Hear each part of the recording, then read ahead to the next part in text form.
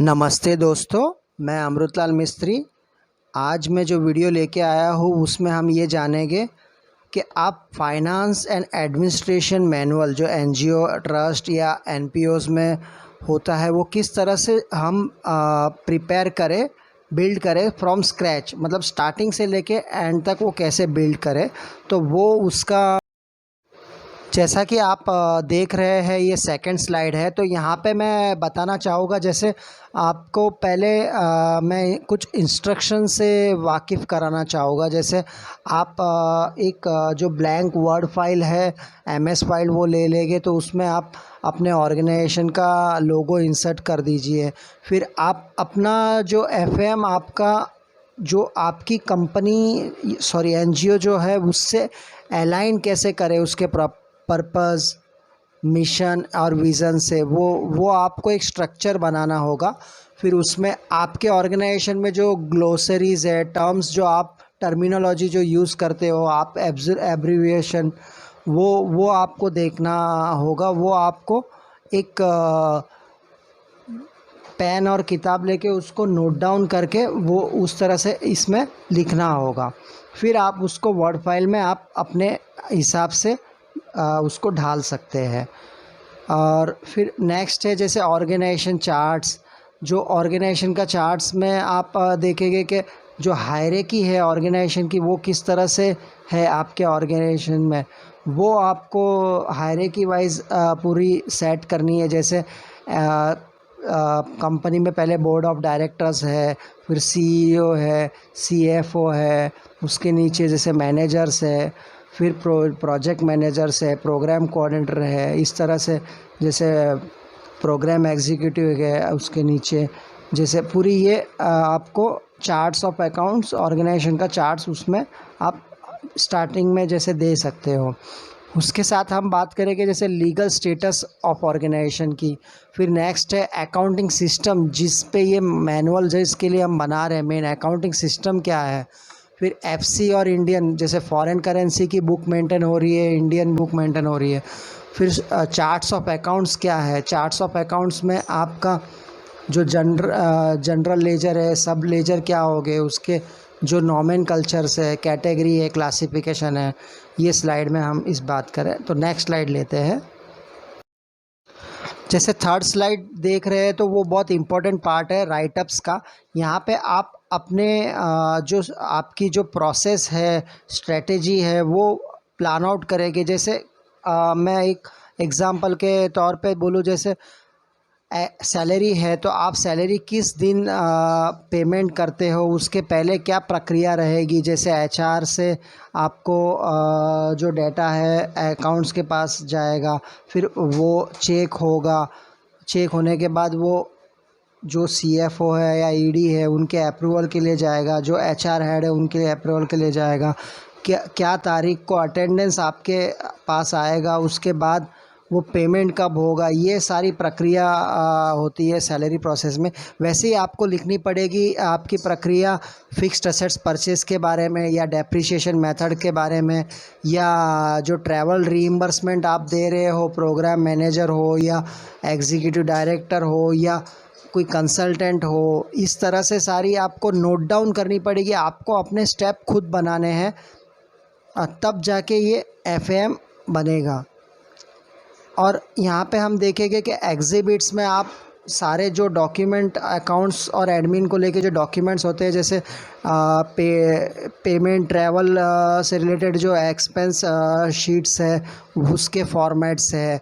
फिर यहाँ पे जैसे डोनेशन रिसिप्ट्स है, कोटेशंस के फॉर्मेट्स है, इस तरह से आप उसमें रख सकते हैं। तो नेक्स्ट स्लाइड देखते हैं दोस्तों।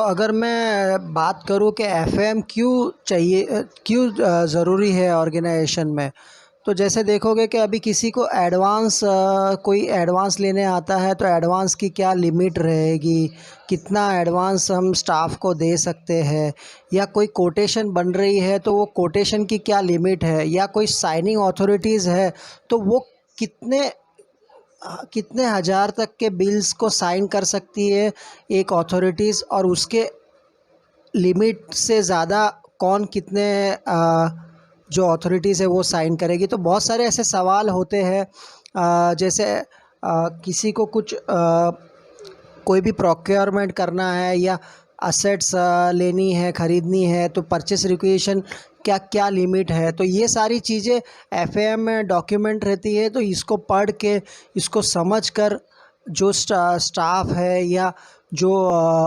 स्टाफ अपने वेंडर को समझा सकता है, अगर वेंडर से काम है तो, और स्टाफ खुद समझ सकता है अगर उसमें स्टाफ को जो ऑर्गेनाइजेशन से काम जो लेना है उस हिसाब से। तो ये इसके लिए भी ये बहुत ज़रूरी है, और आप देख सकते हो कि ये बहुत गुड प्रैक्टिस है। ओके दोस्तों, नेक्स्ट स्लाइड। बेनिफिट्स की बात करें तो ऑर्गेनाइजेशन में ये बहुत ज़रूरी है एफएएम बनाना। हम देखेंगे कि इससे no confusion regarding finance and admin related regulation and policy, इससे कोई कन्फ्यूज़न नहीं रहता है कोई भी पॉलिसी को लेके। और एफएएम आपका एक रिटर्न में एक डॉक्यूमेंटेड ये प्रोसीजर हो जाता है, जिससे और भी अच्छी क्लैरिटी आती है काम करने में। साथ में जो जो काम कर रहे हैं उस हिसाब से आप काम कर सकते हो। It reflects how department and admin and accounts function, एक सिस्टम बन जाता है दोस्तों।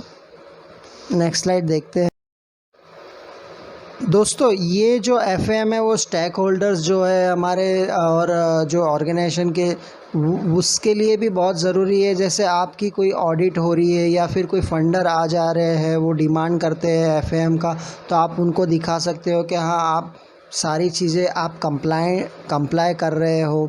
और ये प्रॉपर मैनेजमेंट, जैसे हम देख सकते हैं कि एक प्रॉपर मैनेजमेंट गुड प्रैक्टिस को दर्शाता है। और ये काफ़ी मायने में क्वालिटेटिव वर्क दिखाता है कि एनजीओ का, और ये एक सिस्टम बिल्ड करता है ऑर्गेनाइजेशन का। दोस्तों आप जैसे यहाँ पे देख रहे हो, ये एक डेमो फाउंडेशन है, जैसे वेन फाउंडेशन मैंने यूज़ किया है नाम, जो इसका मैं आपको यहाँ पे ये दिखाना चाहूँगा। और ये आपको जो एफएएम है, ये जो डेमो ड्राफ्ट, ये आपको यूट्यूब के भी इसमें भी मिल जाएगा, लिंक में भी डिस्क्रिप्शन के।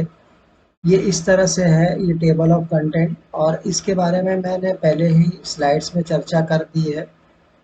तो हम यहाँ पे देख रहे हैं कि जैसे पर्पस, मिशन, इस तरह से इंट्रोडक्शन, फिर आपके ऑर्गेनाइजेशन में क्या जो एक्रोनिम और ग्लोसरी जो आप यूज़ करते हो वो, फिर एक्सपेंस के एब्रीविएशन, ग्लोसरी टर्म्स, ऑर्गेनाइजेशन का चार्ट्स है, लीगल स्टेटस है, जो भी आप जिसमें भी कंप्लाई करते हो, फॉलो होते हो, उस तरह से। तो ये इस तरह से पूरा इसका रिकॉर्ड है, हमने बनाया है। तो हम आशा करते हैं कि ये वीडियो आपको हेल्प करेगा आपके एफएएम को बिल्ड करने के लिए। ये यहाँ पे अकाउंटिंग फंक्शन देखोगे तो आप प्रोग्राम है, फंड रेजिंग है, एडमिनिस्ट्रेशन है। हालांकि ये तीनों चीज़ें जो कॉन्सेप्ट है वो सारा हर एक एनजीओ में, ट्रस्ट में सेम होता है। खाली इसकी टर्मिनोलॉजी थोड़ी बहुत चेंज हो सकती है, जैसे कोई लाइवलीहुड है, कोई इसमें काम कर रहा है बेनिफिशियरी के लिए, कोई एजुकेशन के लिए कर रहा है, लेकिन जो ये मैनुअल है वो आपको एक पॉइंटर्स के रूप में आपको ये काम करेगा, आपको यूज़ आप कर सकते हो। थैंक यू दोस्तों।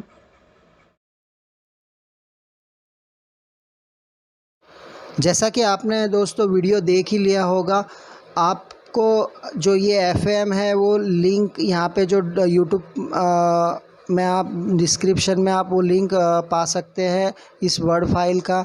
और आप ये जो ड्राफ्ट बेसिस पे इसमें पॉइंटर्स है, उस पॉइंटर्स में आप अपने जो स्ट्रेटजीज़ है, प्रोसीजर्स है, प्रोसेस है, वो आप लिख के आप अपना जो ऑर्गेनाइजेशन है उसका आप अच्छी तरह से सारा एफएएम जो एक पॉलिसी ये जो है वो आप बना सकते हैं।